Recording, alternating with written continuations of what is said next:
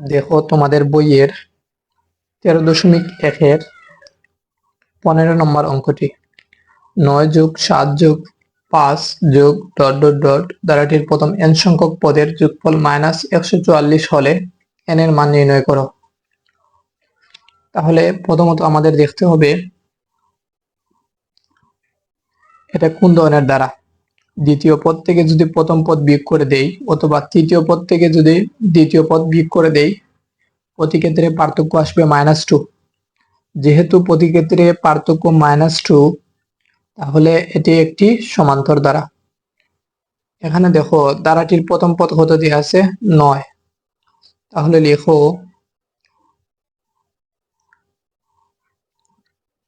দ্বারাটির প্রথম পদ। প্রথম পদকে কি দ্বারা প্রকাশ করি? এ দ্বারা। প্রথম পদ a = 9।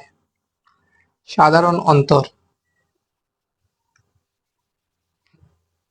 সাধারণ অন্তরকে কি দ্বারা প্রকাশ করি? d। d = দ্বিতীয় পদ বিয়োগ প্রথম পদ। 7 - 9 যদি ক্যালকুলেটরে তুলি তাহলে কত আসবে? -2। বলছে যে 9+7+5+ ...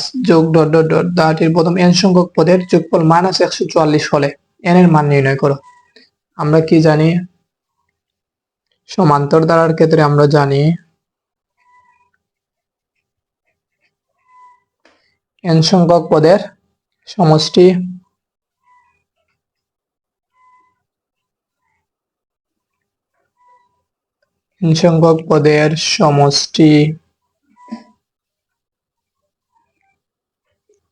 Sn = n/2 2a plus n minus 1 into d। তাহলে আমরা কি লিখতে পারি? n/2, n এর মান আমাদের জানা নেই। n সংখ্যক পদের সমষ্টি বের করার জন্য বলেছে, অথবা n সংখ্যক পদের যোগফল। 2 এর মান কত? 9 যোগ n এর মান জানা নেই, d এর মান কত? -2। ওইটাকে যদি ক্যালকুলেশন করি তাহলে কি আসবে? n/2 18 -2 n - 1 এর সাথে গুণাকারে আছে। n এর সামনে আছে প্লাস, 2 এর সামনে আছে মাইনাস, প্লাস এ মাইনাসে মাইনাস 2n, মাইনাসে মাইনাসে প্লাস 2 আর 1 গুণ করলে 2। ওইখান থেকে কি লিখতে পারি? 18 যোগ 2 20 -2n।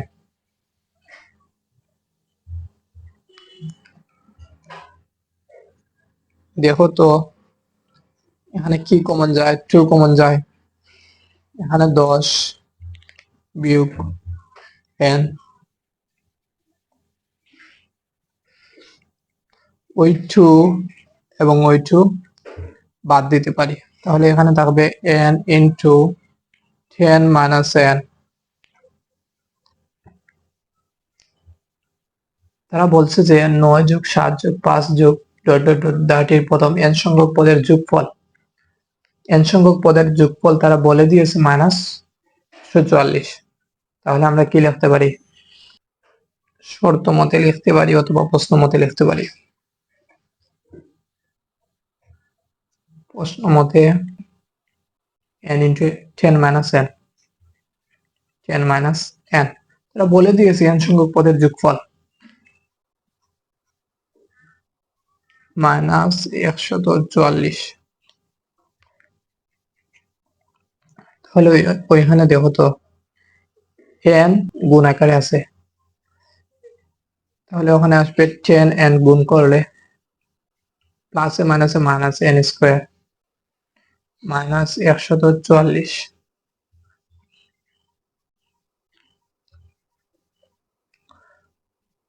ওইটাকে যদি ওই পাশে নিয়ে আসি তাহলে কি হবে? 10n minus n square plus 144 equal to ওইদিকে কিছুই থাকবে না, মানে 0।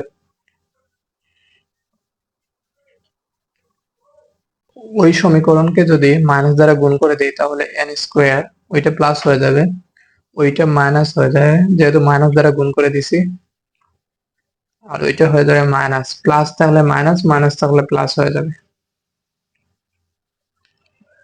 তাহলে যদি ওইটাকে উৎপাদকে বিশ্লেষণ করি তাহলে কত আসবে, এন স্কোয়ার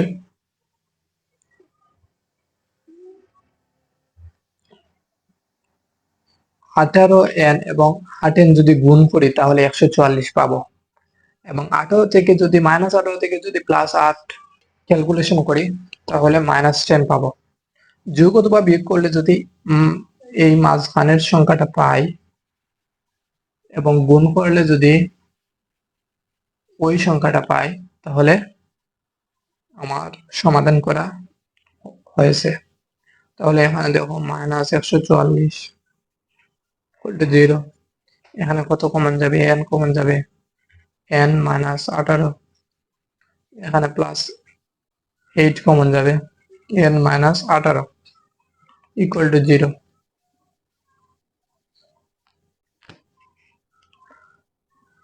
তাহলে এখানে দেখো তো n -18, n কমনটা নিলাম এবং ওইটা নিলাম, n +8 = 0।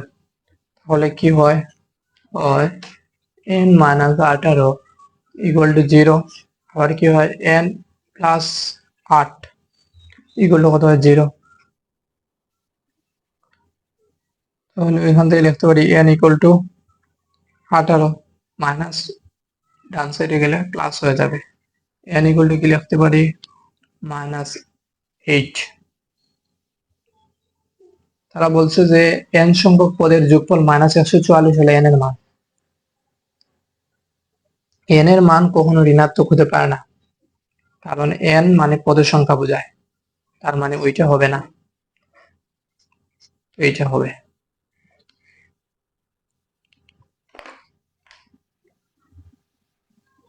সুতরাং n এর মান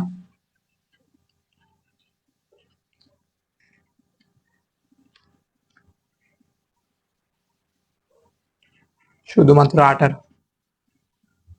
ওইটাই আনসার। দেখো 16 নাম্বার অঙ্কটি, 2 + 4 + 6 + 8 + ... এর প্রথম n সংখ্যক পদের সমষ্টি অথবা যোগফল দেয়া আছে 2550 হলে n এর মান নির্ণয় করো। আমরা একটু আগে এরকম একটি অঙ্ক করেছি। তাহলে এখানে দেখো ধারাটির প্রথম পদ কত,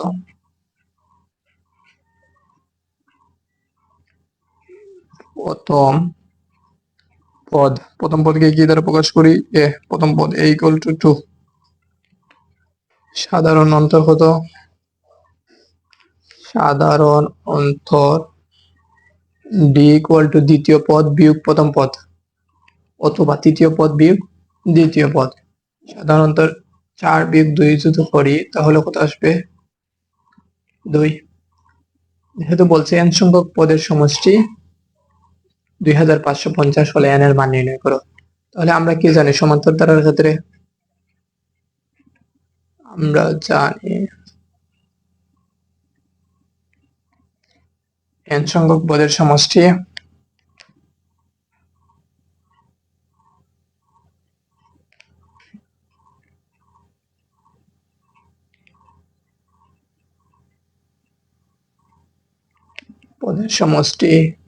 Sn = n/2 2a plus n - 1 into d। এখানে দেখো n/2 লিখলাম, এর মান কত, 2 বের করে আসছে, n - 1 d এর মান কত, 2, n/2 লিখলাম যেভাবে আছে ওইভাবে, 2 × 2 করলে কত আসে, 4। 2 n - 1 এর সাথে গুণ আকারে আছে, 2 আর n এ গুণ করি যদি তাহলে 2n, ওইটার সামনে প্লাস আছে, প্লাসে মাইনাসে মাইনাস, 2 একে 2, n/2, 4 থেকে যদি 2 বিয়োগ করে দেই তাহলে 2 থাকবে, প্লাস 2n।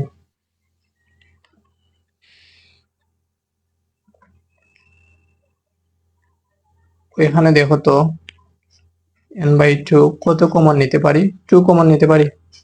এখানে থাকবে 1 প্লাস এখানে থাকবে n। ওইগুলা কিন্তু সবগুলো উপরের সংখ্যা, মানে n এর সাথে গুণাকারে আছে, তাহলে ওইটা বাদ দিতে পারি। থাকবে আমার n ইন্টু 1 প্লাস n।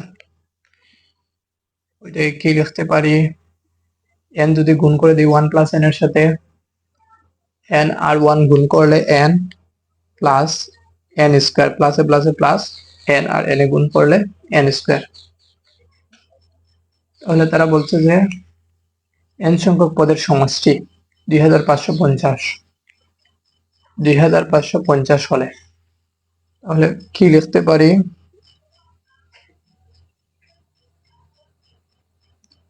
শর্ত মতে n plus n square equal to, আমরা n সংখ্যক পদের সমষ্টি এরকম ভাবে বের করেছি। তারা বলছে যে n সংখ্যক পদের সমষ্টি 2550, তাহলে লিখলাম ওইটা ইকুয়াল টু 2550। তাহলে ওইটাকে যদি ওই সাইডে নিয়ে আসি, n plus n square minus 2550 equal to ওই সাইডে 0 থাকবে। তাহলে ওইখানে দেখো তো ওইটাকে সামনে নিয়ে আসি, n square plus n minus 2550 equal to 0। ওইটাকে যদি উৎপাদকে বিশ্লেষণ করি তাহলে কত আসবে, n square 51n 50n minus 2550 equal to 0।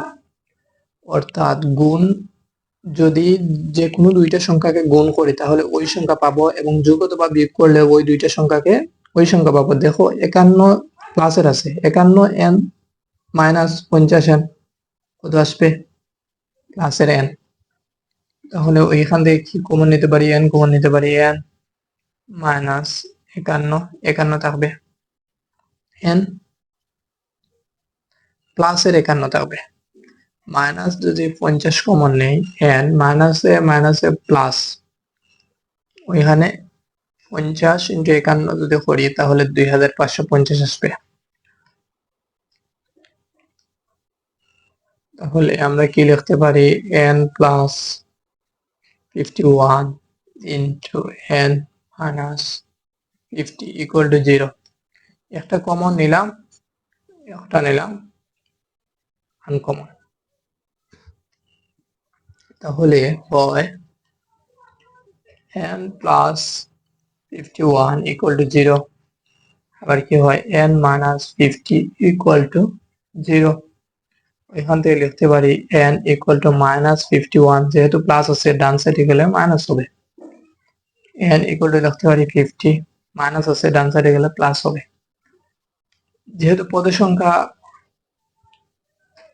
n এর মান মানে পদের সংখ্যা নির্ণয় করতে বলা হয়েছে, তাহলে n এর মান কখনো ঋণাত্মক হতে পারে না, তাহলে ওইটা হবে না, ওইটাই আনসার। এখানে দেখো 17 নম্বর অঙ্কটি বলছে কোন ধারার প্রথম n সংখ্যক পদের সমষ্টি n ইন্টু n প্লাস 1 হলে ধারাটি নির্ণয় করো। তাহলে এখানে দেখো ধারাটির প্রথম n পদের সমষ্টি তারা দিয়ে দিছে n ইন্টু n প্লাস 1, তাহলে ওইটা লিখো ধারাটির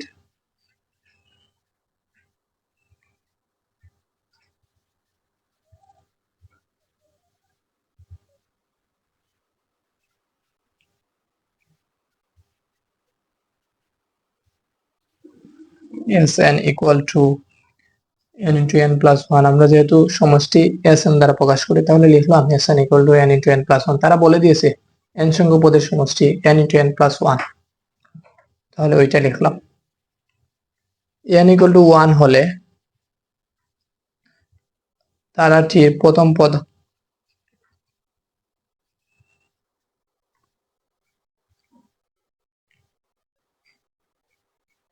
ধারাটির প্রথম পদ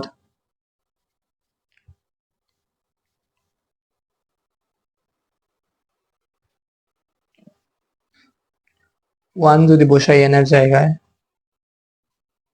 তাহলে কত আসবে 1 ইন্টু 2, 2 আর এখানে গুণ করলে 2। আবার লেখো n ইকুয়াল টু 2 হলে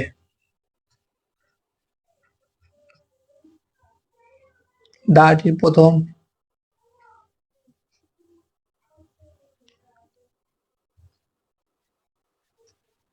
দুইটি পদের সমষ্টি।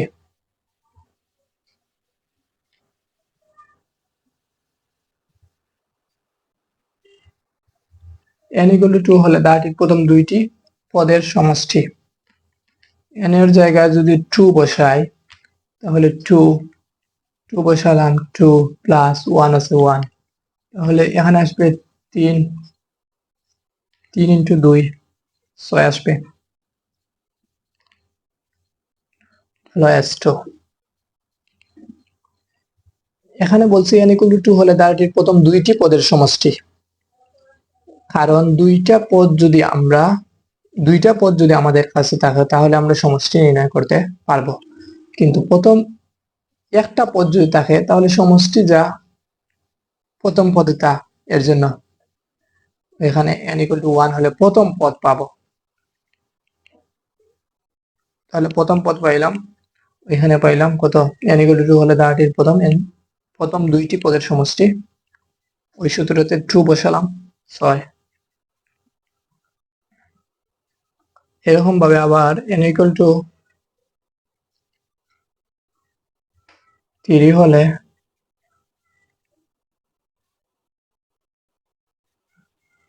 দ্বারাটির প্রথম তিনটা পদের সমষ্টি।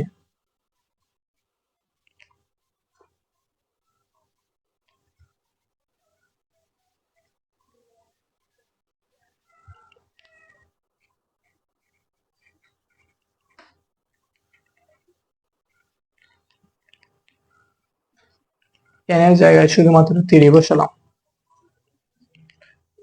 3 ইন্টু 4 কত আসবে 12।